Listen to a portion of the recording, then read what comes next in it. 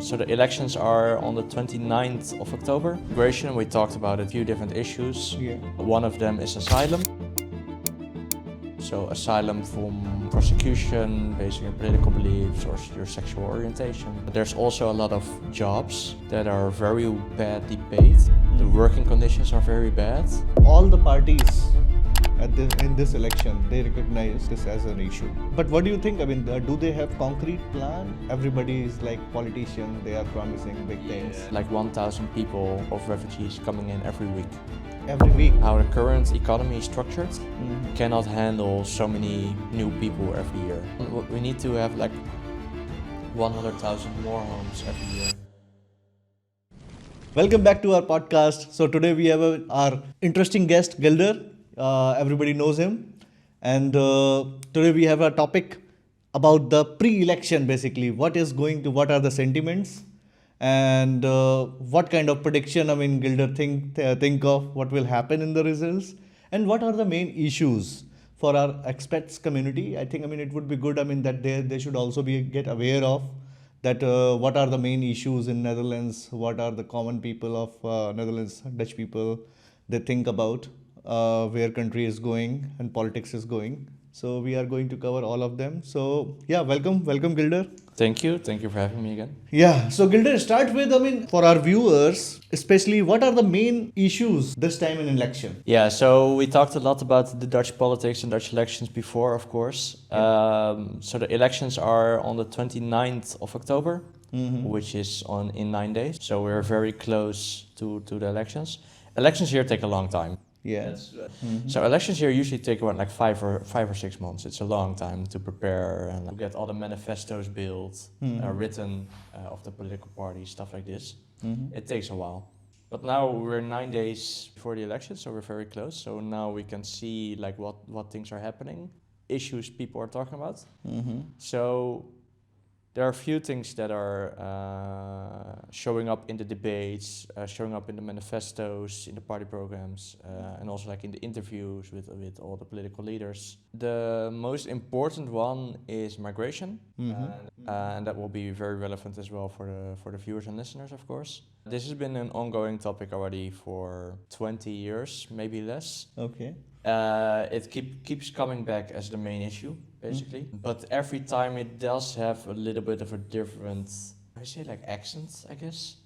Different weightage or how to do it and at what level. Exactly.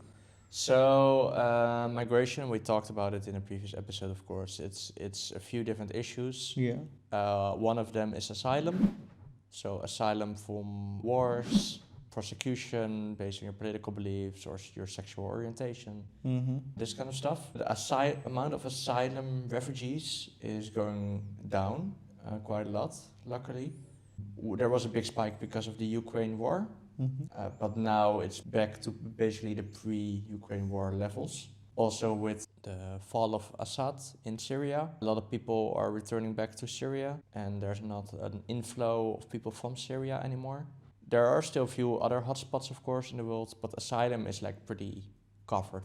But there is still a problem with the housing for the asylum refugees because there was a lot of cuts to the budgets 10, 15 years ago. Okay. With the first government from Wilders back in 2010. The day and night shelters for refugees, asylum centers.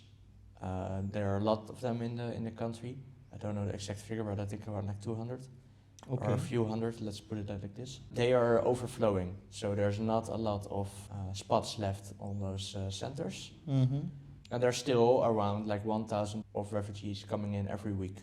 Every week? Every week. So around 30,000, between 30,000 and 60,000 a year, roughly. You can imagine if there's a lot of stress and strain on these centers, and you have 1,000 new people coming every week, there's a lot of stress, and if something goes wrong, then the entire system basically collapses. And we've seen this a few times, and there were not enough spots to sleep, so people had to actually sleep outside in the grass for a few nights. Okay. Of course, luckily nobody says we don't want to accept any refugees, except maybe Wilders or maybe some other people on the far right. But most are people saying like, okay, people have a right to seek asylum here, but there is a big discussion on how can we actually manage this inflow of refugees. There's also, for example, talks on the European level, because the refugees mostly come in from Greece and Italy. So Greece and Italy are also very annoyed about other countries in Europe. Yeah, like there's not really a lot of spread of these people. There's a very big concentration in Greece and Italy, but not a lot in the other countries. So, for example, parties on the far right, they are saying like we need to do a little bit, we need to lower the amount of refugees that come in. We also need to do something in a European level. There are some treaties that we need to cancel or leave on the United Nations refugee treaty. So you need to do something with this. So this has been a bit of a factor. Other one on migration is labor migration. So labor migration is a much bigger part of the migration numbers. I think it's like 3/4 of the number, something like this. So it's like 200, 300,000 people a year. Okay. But most of them, we've talked about high-paying jobs, of course, like IT near Eindhoven, for example, or Amstelveen. But also a lot of migration is low-paying. So people from Poland, a lot, for example, also some other Eastern European countries, also Southern European countries. They come here for jobs, particularly in agriculture. So working on the land or working in the greenhouses. And that's a very unstable job. It's very seasonally bound, because if the harvesting season is over, then they lose their job. Usually they are dependent on their job for housing. So the employer is giving them a house. So when they lose the job, they will also lose their house. They also lose their health insurance. So a lot of these people will end up becoming homeless. There's a very large amount of problems with this system.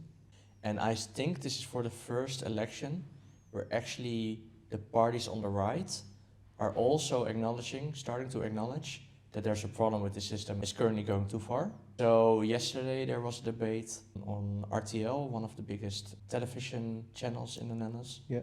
And there was a debate about this subject. And this was actually the first time where you saw that all the parties from left to right were actually acknowledging labor migration, and there needs to be measures taken to halt this. So that's migration. That's the biggest topic, basically. Okay, we will move further to other issues as well. So immigration is established as the prime issue of this election. Yes. You also mentioned about immigration category, sections of immigration is like one is asylum seeker, labor market, other like carpenter, woodwork, agriculture worker, slaughterhouses. So the main issue is a lot of population is growing quite fast. Somehow the economics of Netherlands, it cannot support that much influx of people. Yeah. Because you have good social security, etc., all social benefits. People basically, once you are in, government is bound to basically give you minimum wages, minimum expenditure. So that is a kind of bit of burden on the economy. This is a kind of general sentiments across Netherlands. Yes, so I can definitely say that at the current state of our economy, we are not able to handle this. Yeah. Because there's so many issues that are also coming up. We will discuss them a little bit later, maybe. Yeah. Like housing, like the nitrogen crisis, the healthcare costs that are rising. So indeed, how the current economy is structured cannot handle so many new people every year. Okay.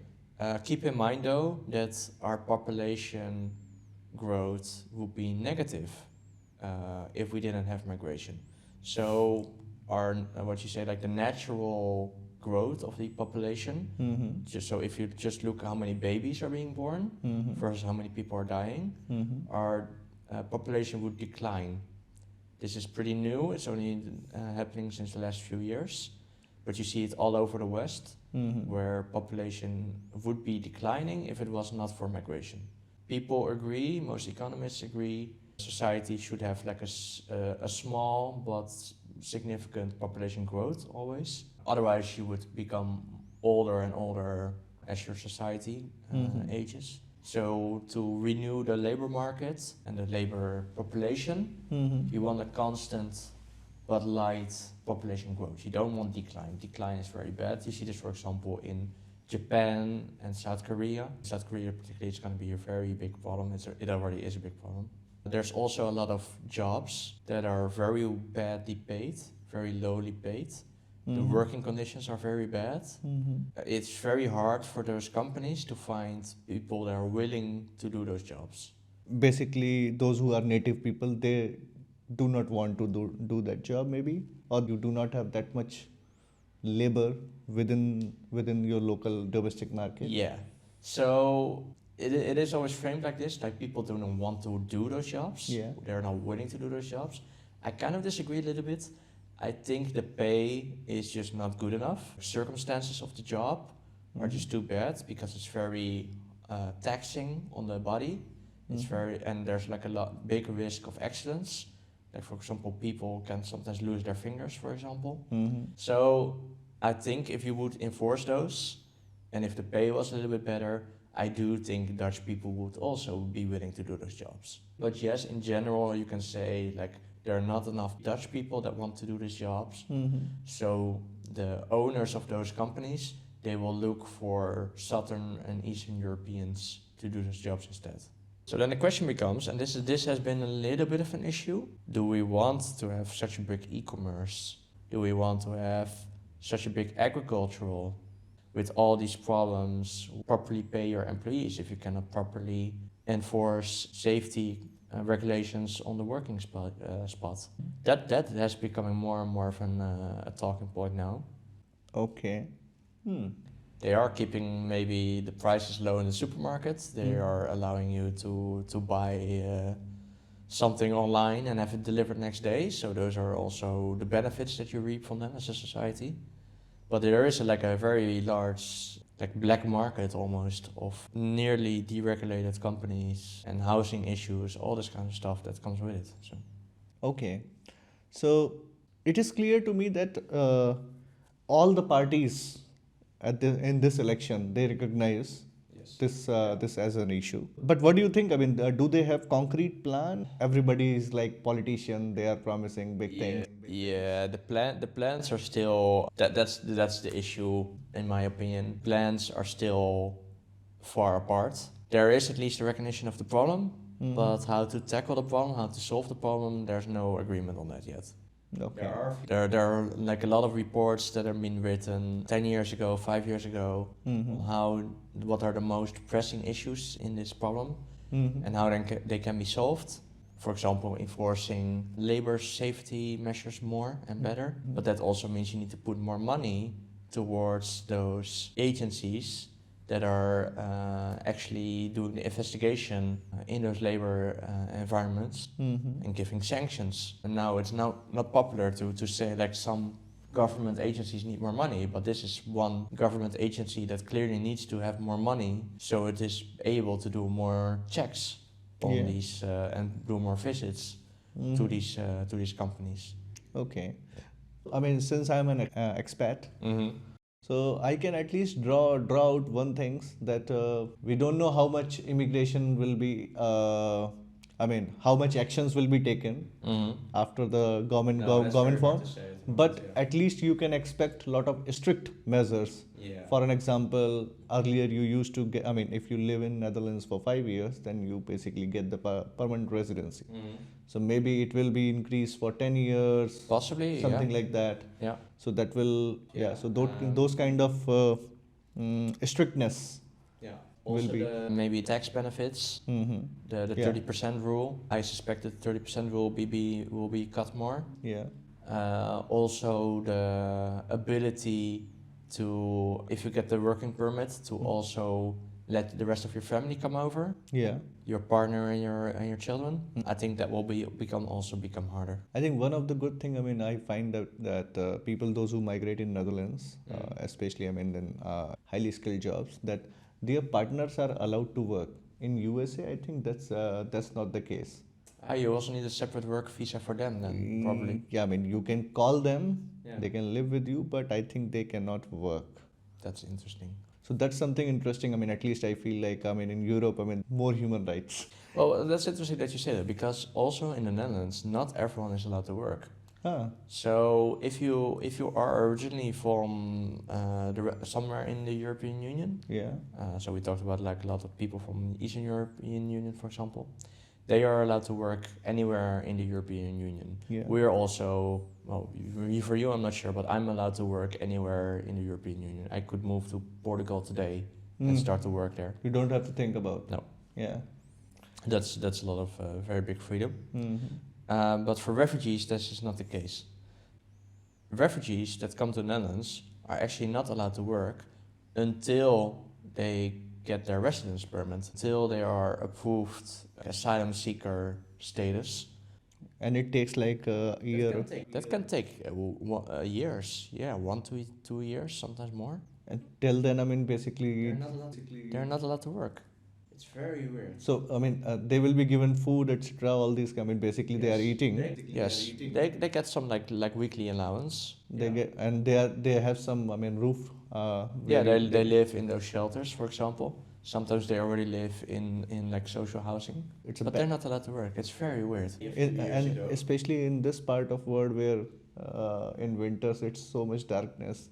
If you are not working, and then it's again, I mean, a psychological problem will start happening. Yeah, and we just discussed that there's like a shortage of labor in these agricultural companies and e-commerce companies. You have a labor force that are like now in shelters that are not allowed to work.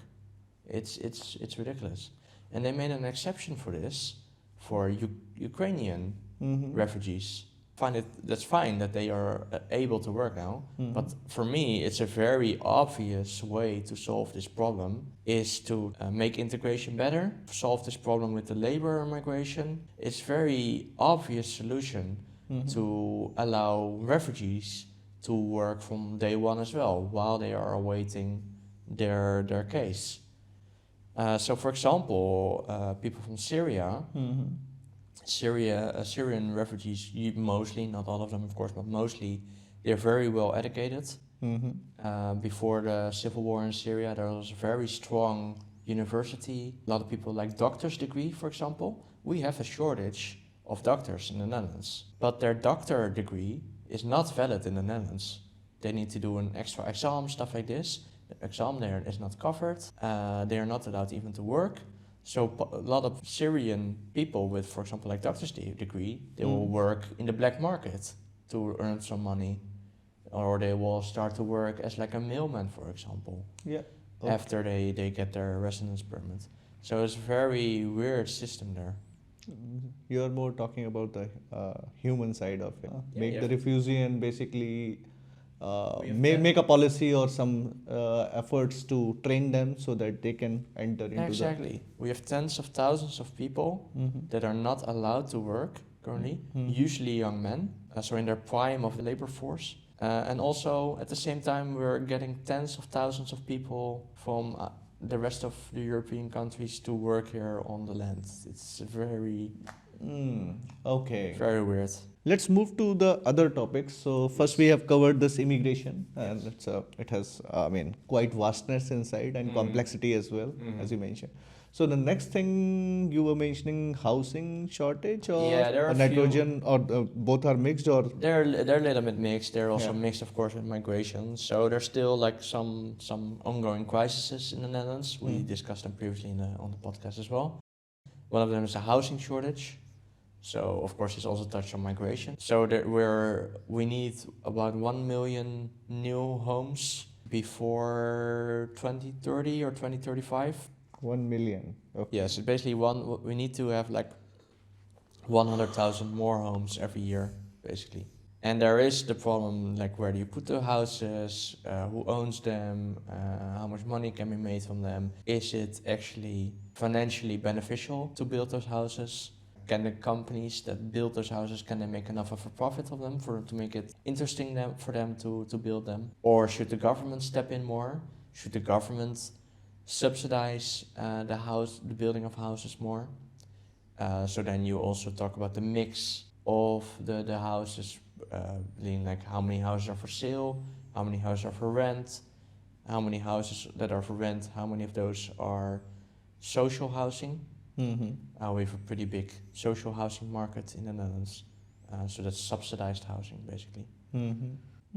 I have one point. I mean, if you see the population chart with the age group wise in Netherlands, I haven't checked it completely, but I mean, my understanding is you have a large weightage on, I mean, growing population.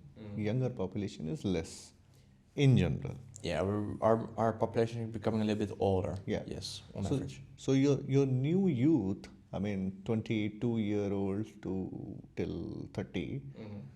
I I'm hearing a lot and reading a lot. For them, buying a house is kind of on a single Very income. hard. It's almost Well, gone. single income is impossible. Impossible. Unless almost. maybe you work in IT or something like this. Mm-hmm. Or like in finance. Mm-hmm. For single people, it's impossible. You need at least two people. Mm-hmm. So that means the partner also needs to be working, at least part-time.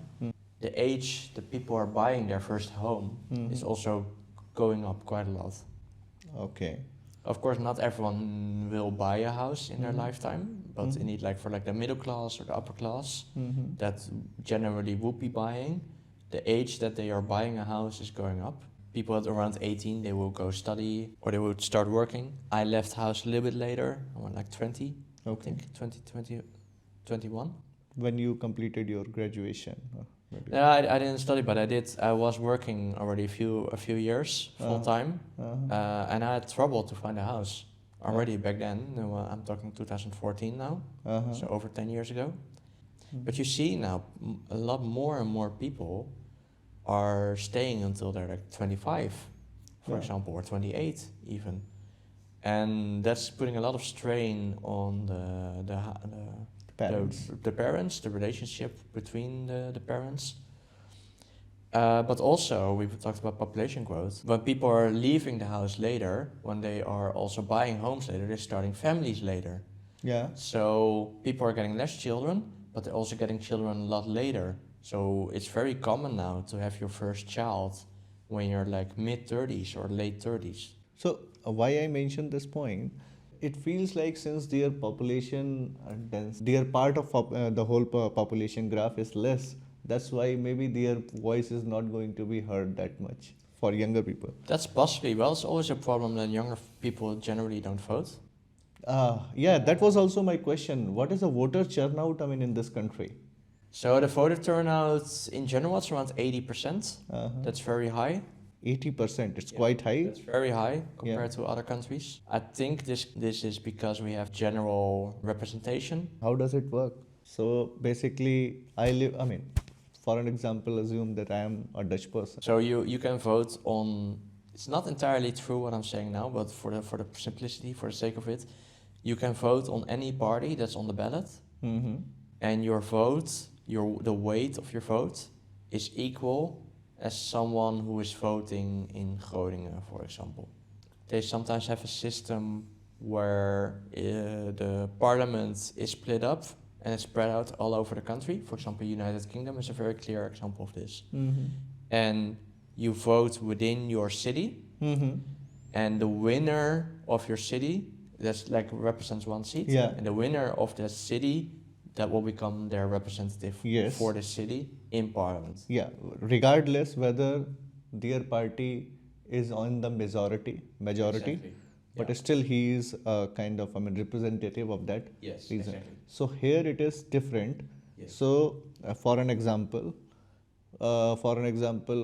hypothetical case, PVV get the complete majority. Well, it doesn't happen here. No. In that case, few people, those who are running from this area for PVV, for Tweede Kamer, and for an example, they lose in this area. Will that guy will still be, PVV has the majority at the end of the day, completely. Will this guy is still will still remain representative of this city because the whole party has a victory? Yeah, so basically what it means is like, if you imagine a few cities, you have 60% for one party and 40% for one party. Then in the United Kingdom, for example, let's say you have 3 cities, then this party would get 3 seats because they won in all 3 cities. But they only got 60% of the shares. So actually he should only get 2 seats, and then the other party that got 40% in each city should have 1 seat. Yeah. You can interchange them in any city. You can just put them on one pile and count them. And if the PVV from Geert Wilders, if he gets 30% of the votes, he would get roughly 30% of the seats in parliament. This okay. Question is simple. It's more like similar to USA. Or in USA, it is also different. No, United States, we should not start this. United States has a very convoluted, undemocratic. Main issues of the elections, we covered immigration, we covered bit of housing. In housing side, I mean, the main problem is basically demand is quite a lot, and there are restrictions of this environmental thingy, environment regulation. That's why you cannot build that much houses. Also that, yes. So that's all. I mean, that is a contributing factor against this housing crisis, and also immigration is also sometimes linked. That okay, I mean, the people, those who live here, native people, they can't get the house because of this is going for the immigrants, or maybe whether it is refugee, whether it is highly skilled migrant or other. Exactly. So, yeah. So it is also linked basically. Exactly. Yeah. It's all interlinked. Okay. And indeed, like you say, like about housing, and indeed, like with the nitrogen crisis, which makes it hard to build new houses. Just explain a bit more in detail why it matters in Netherlands, this nitrogen crisis, and who is against and who is supportive. Yes. That perspective as well. Yeah, I think we discussed this also in the previous episodes, but it's good to recap this because it becomes relevant again. It's not really that much of a subject in the campaign, but it is still a subject definitely within politics. Okay. But not in within campaign. The government. Well, some people would dispute this, but we have some nature in the Netherlands. Yes. And the state of the nature is pretty bad. Like the quality is pretty bad. Maybe in other European countries it's worse. But we try to. There's a lot of support to fix our nature. Basically, people enjoy nature. They enjoy our parks, but also our forests. So people are willing to fix our nature. And the problem with nitrogen, it's like a pollutant that gets released during construction. So construction, agriculture, and agriculture, and those are both linked to housing crisis and migration crisis, like we just discussed. Yeah, real impact of the nitrogen, as you were saying, the nature, basically more weed kind of plants. Exactly. Yes. That's a very important thing too. So nitrogen is a pollutant that gets released during construction or farmlands, agricultural activity, and it goes up into the air, and but it's pretty local. So that means once it's up in the air, it will fall down again pretty quickly onto the soil and the nature. Yes. And nitrogen is like a building block. It's like food for plants. If you have plants at home in your house, this one is fake actually, but you actually need to put some nitrogen in your soil as well for your plants. Okay. So it's like a building block, and plants really love it. There are some plants that do better on it than others, and it's more the fast-growing plants, like what we call weeds. Basically, in my language, jungly, and kind of plants which you don't want, but they just come out. Exactly, they come really quickly. Yeah. You usually get them rid of in your garden. Yeah. And the problem with them is that the problem is not so much with those weeds itself, but the problem is that they are eating up space and food, and they're pushing out other species that are growing a little bit slower. At the start, you have like a very diverse nature, like a lot of different plants, and as a result, a lot of different animals as well that eat the plants. But if you get these fast-growing weeds, they will push out other species. Then you get more of like a monoculture in your forest. Okay, so nowadays when we go to forest nearby, so we enjoy quite a lot of seeing the nature, different plants, different trees, different kind of stuff. The the real danger is that they will be converted into the weed completely. Exactly, yes. They will not remain. There will not be much diversity in those Yes. plants because these jungly or forest plants or weed plants, they will basically take over. Exactly, yes. So this has been an ongoing debate already for, I think, 7 years or longer. I think I've seen some clips from 2014 on this, because there's all like of regulations and treaties that we signed into law, and we are not holding ourselves to these standards, basically. And the judge said a long time ago, I think it was 2018, maybe it was a little bit later, the judge said the Netherlands is not doing enough to combat the nitrogen that's being released. So that means the permits that you need, if you want to build a housing block, you need to get a permit and you need to prove that you are not going to pollute as much, or how you are going to tackle the pollution that you are doing, how you are going to compensate the pollution that you are doing. And sometimes it's just like a limit, so sometimes you have to wait because there's other people before you that want to pollute first. So you also like a cap of pollution every year. But all those permits were like cancelled, because like now there's almost no pollution that's being allowed to do. It's very, like, I think people compared it like the amount of nitrogen that's in the feces from a bird that's flying over a forest. That's basically that amount of nitrogen is already the limit. So there are now some talks in the government to raise the limit to a more suitable level. One thing for me that I find very interesting is that some crises are not even talked about, which is, for example, climate change is completely out of the picture this campaign. It used to be a little bit of a subject on the previous campaigns.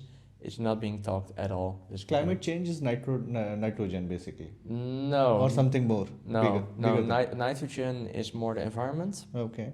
Climate change is like the worldwide global warming. Okay. So in Netherlands, half of the Netherlands or 40% of some parts, large part of Netherlands is below the sea level. So Yeah. it has to be the prime topic. In I this would say country. so, yeah. Personally, I would say so. And it's not a subject at all in this campaign, which I find very interesting. Is there any party which is talking about some concrete steps, or is still like false promises? There are a lot of false promises. Like we talked about the farmers uprising, I think. There's still a very big sentiment against doing something about this nitrogen crisis. There is the Farmers' Party, the BBB. They were in government. They are still in government. The government is still governing, despite the elections. That's the system how we have here. But it will be curious to see if they will enter the government again after the elections. They are growing a little bit. Some polls they're lower, other they're a little bit growing.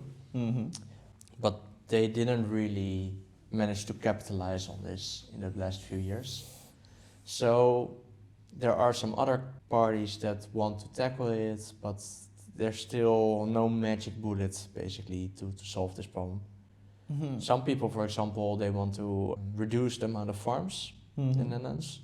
So remove the amount of cattle, less cows, less pigs. Everyone is in agreement that construction for housing should continue and should become more.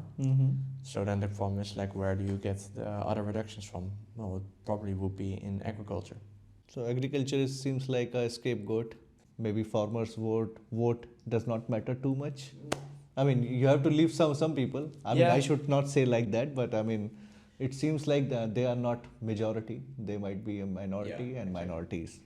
You could say they're a little bit of a scapegoat. They will probably say them themselves as well. I do think the issues with agriculture are real, and we need to handle them in some way. 80% of the food that we produce, we're the second biggest food producer in the world, actually. Yeah, a small country, but it's still second. Yes, it's very weird. So 80% of our food production is for export.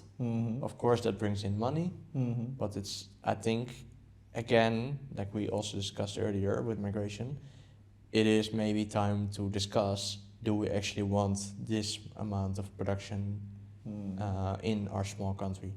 Anyways, there is a lot of, geopolitical shift is also happening. A lot of trade ties are happening in between The tariff war between the Yeah, United States and yeah. China, yeah. Basically from Europe and Asia. I Mhm. mean, I would say India as well, Mhm. specifically. So maybe there is a chance to fix this problem as well Yeah. with that support. I mean, already free trade agreement. I mean, India has signed with UK, Mhm. and Netherlands is the biggest trade partner in EU right now. I don't know. I mean, whether it's 100% correct or not. It's just reaching to. But I'm a little bit surprised with this figure. Why not Germany? So Mhm. I need to check. But Netherlands is at this moment is the biggest trade partner from With Europe. India? Or Yeah, oh well, yeah, yeah. within Europe. Yeah. I'm I'm not a bit surprised. surprised. I mean, why it is? Well, we're a big trade Yeah. country. Like, of course, we have the harbor. Yeah. We have all this kind of stuff. We export a lot with. We do a lot of export, but we also do a lot of import. Mhm. So indeed, we're like a trading hub within Europe. So I'm not surprised to that as well. Okay. So let's move to this. I think small topics are left. Like you were saying, healthcare. I mean, the other issues. Yeah. So there are two remaining issues that we should probably discuss. Let's start with healthcare. Mhm. So healthcare used to always be a very important topic for most people. Okay. So when you do like polls, people would say healthcare is their main concern. So in healthcare, there are a few different. There are basically, let's focus on two things. It's a very broad thing. Of course, healthcare in the Netherlands is huge. Mhm. It's a huge industry. I think it's the second biggest budget target, but it's very broad, of course. It's like elderly care, it's like hospitals, it's general practitioners, it's funding for pharmaceutical industry. It's so much. Mhm. So there are two main topics that are now coming up. One is what we talked about before. I think it's called the eigen risico. It's the own risk. Yeah. It's like the amount of money. Currently, it's 385 euros Yeah, something like that. that you need to pay if you get sick and you need to go to the hospital. Mhm. So it's on top of your health insurance, Mhm. which is already quite expensive as well. So basically, this healthy people don't need to pay this, but when you get sick, you need to pay this 385 euros. Mhm. The current government wanted to lower this. So Okay. they wanted to basically halve this to around like 200 euros, 170 euros, something like this. Mhm. That was like one of the main campaign points for Geert Wilders' PVV party Mhm. 2 years ago in the elections then. That he would get rid of this own risk from day one. Okay. At the start of 2027, Mhm. it will be halved. Mhm. So over a year from now. However, this is not yet through the parliament. There is a law that the government is making to prepare this. Mhm.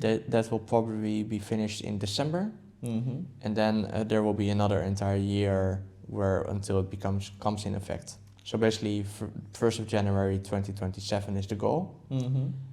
However, there are now already people that are saying like, yeah, we should cancel this after the election. So even though the commitment now is to do this in over a year from now, Mhm. it's very uncertain if this will actually become the case, if this will actually go through. Okay. So there are a few parties that want to actually keep it Mhm. at the current level.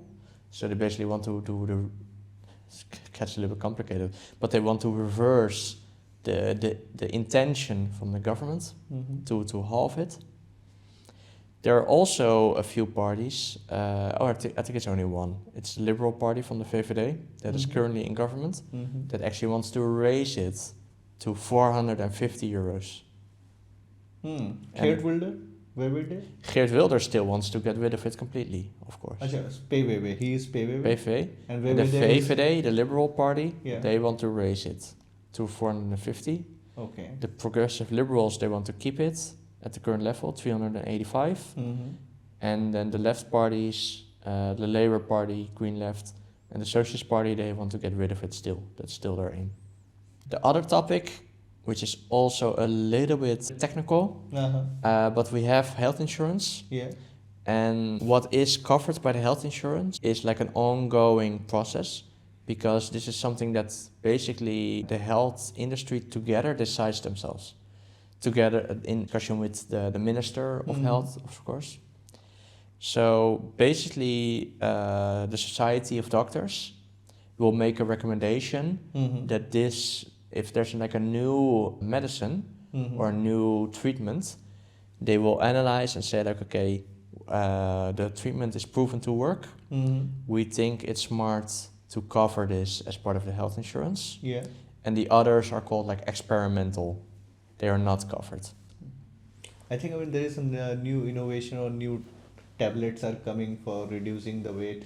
Yeah, like In the Ozempic, Yeah, Ozempic. stuff like this. Yes. So is it in the debate that should we? I think should currently it's it not be- covered. No. So, but there are chances. People will demand, or some parties will come up with this. So That it should be covered under the insurance. So actually, the debate now is that the center and the right parties they don't want to cover new things.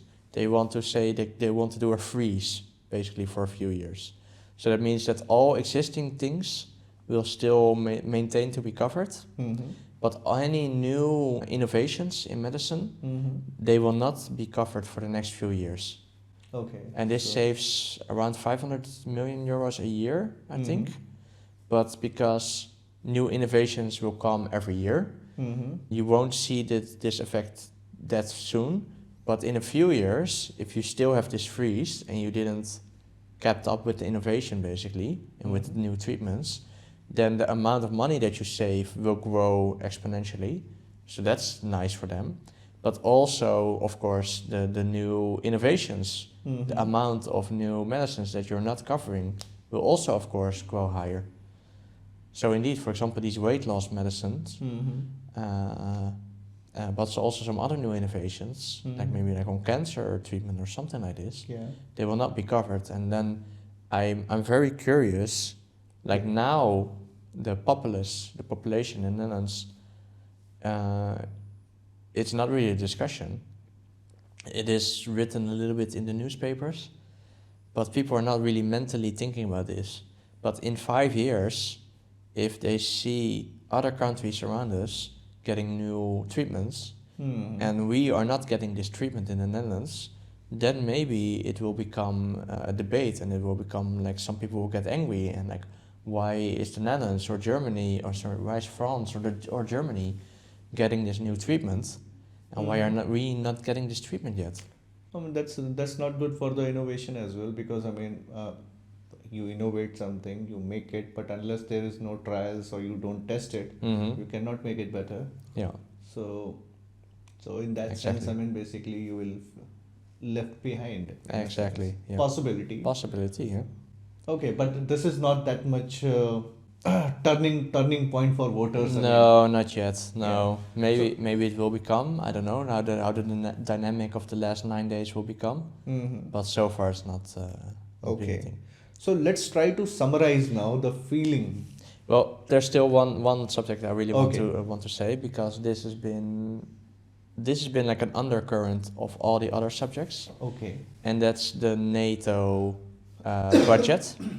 So in the spring we talked about this as well. Then the NATO budget was raised from 2% of GDP that needs to go to military spending to 3.5% the budget, plus an additional 1.5% for infrastructure and cybersecurity.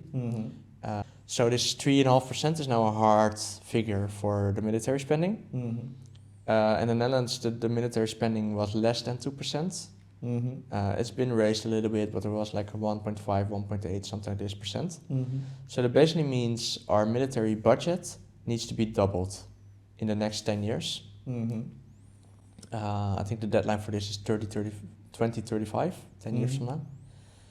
I'm a little bit surprised that this is not really a discussion in the campaign.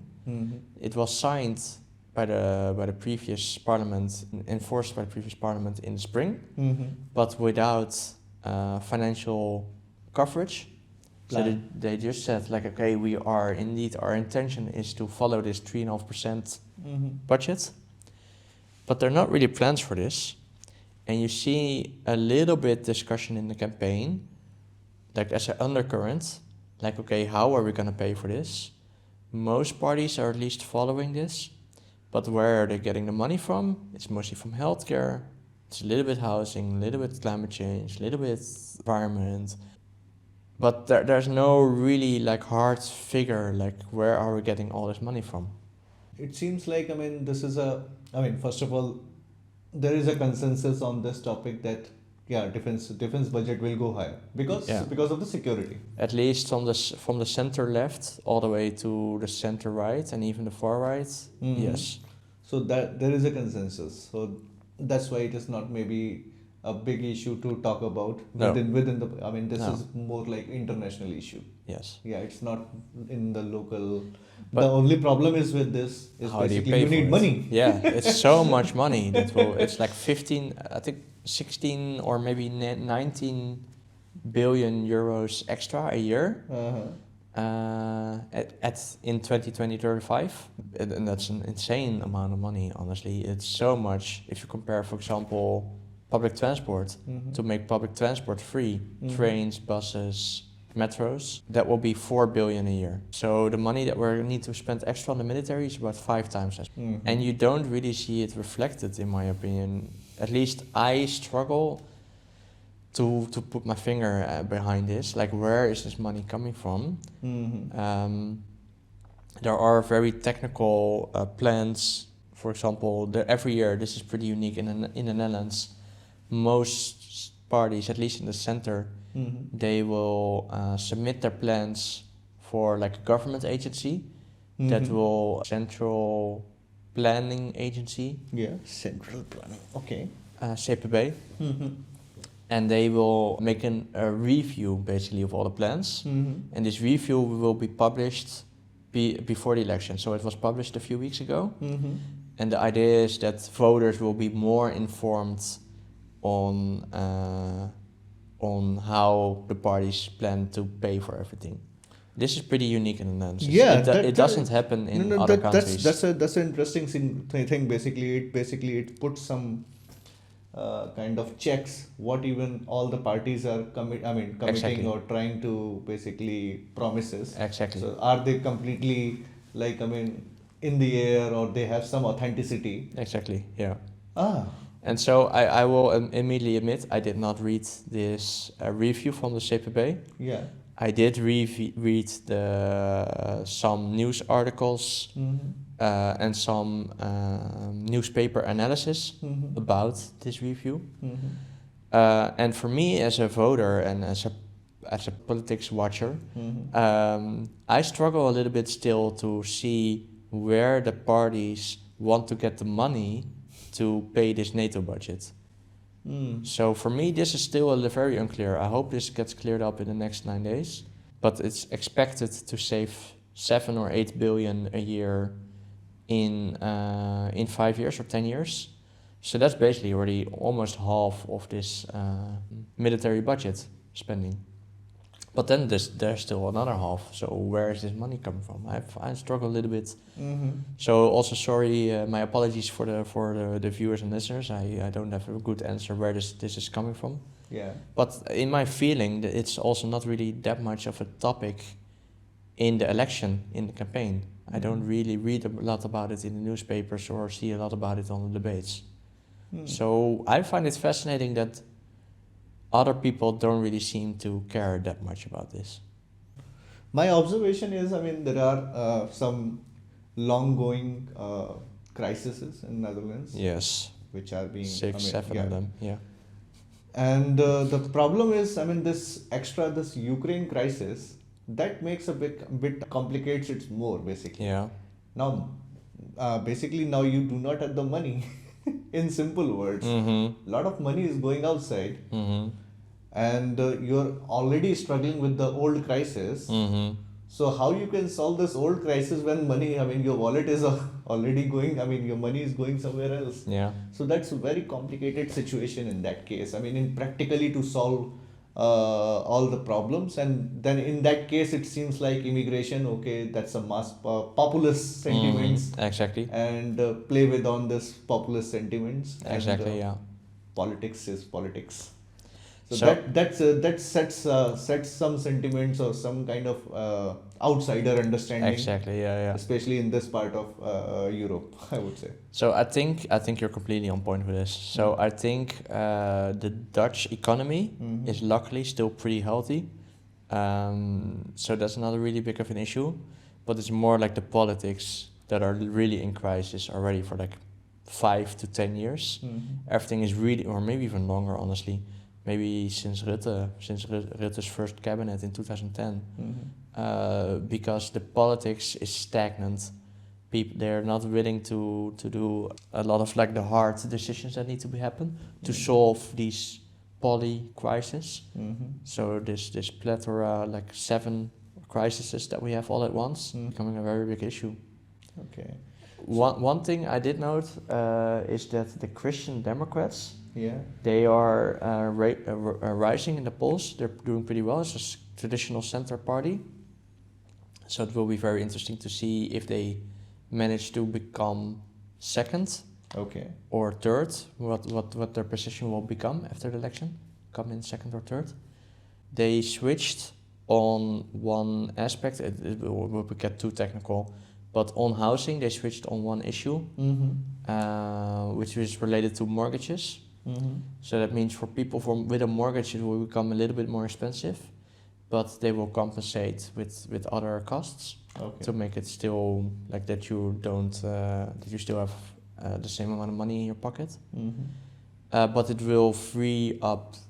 Every economist is saying that it will free up the housing market a bit more. It's not a magic solution, but it will solve a little bit. It will give some save some breathing money space. as well. Exactly, yes. So that's the first time in a few years that I've seen like a major party actually making a shift and to say like, okay, this is a problem, we need to solve this, and we need to do a major shift. So that's the first time I've seen this, but other parties in the Netherlands, it's still same old, especially on migration, all these things. I recently did one podcast on Christianity in Netherlands. You are also mentioning about the Christian Democrats. So it seems like religion is coming back. I mean, in USA, if you see, they are also getting this side, that Christianity. So is this same kind of sentiments is also coming to Europe? Or it is a kind of bit different phenomenon? No, I wouldn't say so, no. Okay. But it's more conservatism. That's like a completely different subject that and the rise of conservatism in Europe. Yeah. Completely different subject for this future episode. Also depending on the outcome of our elections. No, the Christian Democrats is like a very old political current in Europe. Yeah. That's always been very popular and very stable. So they're like conservative, but they're more like on the center. But their popularity is increasing. No, I wouldn't say so either. Okay. But they are coming back from a period of unpopularity. Okay, so now I think maybe let's just summarize in a sense. What do you say? Predictions. Yeah, Yes. predictions. Because I mean, we will do another episode. I mean, once the elections results are announced, so then we will look back. I mean, what we were thinking and what has How happened. wrong were we? Yeah. Yes. So yeah, that would be quite interesting. So let's do the prediction. I mean, what do you see? I mean, what is happening? Which kind of coalition you see? I mean, forming, etc., etc. Yeah. So I think this will be a little bit of a repeat of 2 years ago. I think things will not fundamentally change. 2 years repeat, more and all. Yeah. So I think Wilders will win again. Okay. But that's my okay. I need to make a prediction, right? Yeah. My prediction is he will lose a little bit compared to last year, 2 years ago. Sorry. 2 years ago he got 37 seats. Okay. It's very hard to say because last week is always very volatile in Dutch elections, and so much can still happen. But my guess is he would get like low 30s, so maybe lose around like 5 seats, something like this. Okay. But I still think he will come in first. So he was of course in government for the last 2 years, and he quit the government in June. So the big problem now is that for him is that nobody wants to work with him anymore. So his idea is like if I become big enough, people will not be able to surpass me. They need to work with me. I don't think this will happen. So the excitement for this election is more in who will become number 2, because Wilders will not be able to form a government. So then the number 2 is allowed to form a government. So there are a few parties that have the possibility to become number 2. The first one is the Labour Party, the Green Left Party. Okay. From Frans Timmermans. Okay. He has the best papers to become number 2. However, his campaign has been a bit stagnant. So his amount of seats in the polls, around like 25, 27, it's been stagnant. There's no movement happening at all. So that's for him a risk. And it's also, there's also some other parties that maybe want to fight him on this and get some votes for him. So for him, that's a risk. So it will be curious to see if because Labour Party has frequently had 30s, 40s, 50s seats even in the past. So we'll be curious if he has like a glass ceiling basically of 30 seats or 25 seats, or if he will be able to surpass this. And get like low 30s, mid 30s. The other party that's doing pretty well, like I said, is the Christian Democrats. They are around like 25 seats as well. They historically has also been a very big party that usually had like 50 or 40 seats.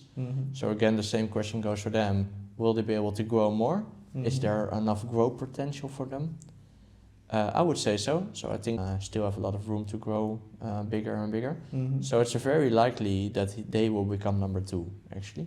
Then is the party that's now in 4th place. They're called the Progressive Liberals, D66. They've been growing a little bit in the polls in the last week.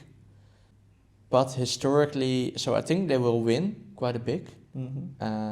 So I think they will get around like 20 seats. Maybe even more. But historically, there was a little bit of a limit on how many seats they would get. I think their biggest has been 23, something like this. They've never been really like a big party of like 30 or more seats. 30 is a big, figure. It's like a threshold, yeah. Threshold. That's like 20%. Yeah. To be called big. Yes. Okay. So our parliament is 150 seats. So 30 seats will be 20%. 1 in 5. But maybe this will be the year that the Progressive Liberals will be managed to grow more and more. So that will be interesting to see. I doubt it personally, but they have all the cards. So they're doing a really good campaign. I think personally the campaign leader is doing pretty well on television. So maybe this year will be the year for them. They won 4 years ago, pretty big, or it was a little bit before that even. So maybe they will win again pretty big this year, and maybe they will actually come in second, and maybe they will have the initiative to form a government. But for me, they are the dark horse, the wild card. Okay. I think the Christian Democrats and the Social Democrats is the battle at the moment. And then indeed the prediction: what kind of government will there be? It can be a center-right government with the Christian Democrats leading, and then the Liberals, who are losing quite a bit, the VVD, they're losing quite a lot of seats. They might have their worst election in 50 years. Okay. So that will be very interesting to see if they can recover a little bit or if they will get their worst result. So yeah, that could be like a center-right axis, Christian Democrats and the Liberals, and then some other parties, maybe the Farmer Party again, for example. Maybe the Christian Union, a small center party as well. Maybe the Progressive Liberals. So then you have like a center-right government. Or if the Social Democrats win, if they will manage to form like a center-left or maybe a broad, what we call this purple, because of the colors red and from the Social Democrats and blue from the Liberals. Yeah. So we call this a purple government. If a broad coalition, center, but also right. The Liberals they're scheduled to lose quite big. They've said they will not enter this government. So maybe it will be Social Democrats, Socialists, and Christian Democrats. That is and maybe then progressive liberals as well. So this is a possibility, but yeah, they also are not having enough seats yet in the polls. So yeah, basically those are the two flavors I think that we will see after the election. You haven't said Geert Wilders' chances. No, Geert Wilders, no Though chance. he's No the chance. most popular. He will win again. He will become the biggest. But my prediction is that he will lose a little bit. Okay. And he will not be able to form a government. So yeah, let's wrap up from here. Or maybe you have anything last to say? No, Okay, we've covered so much. So we have covered so much, and we will be returning back. After the election, and hopefully we can release this podcast before the election. Yes. Otherwise, it will not be. Yeah, the elections are 29th of October. Yeah. So guys, stay tuned. Bye bye. See you in the next podcast. bye bye. Bye bye. Thank you. Bye.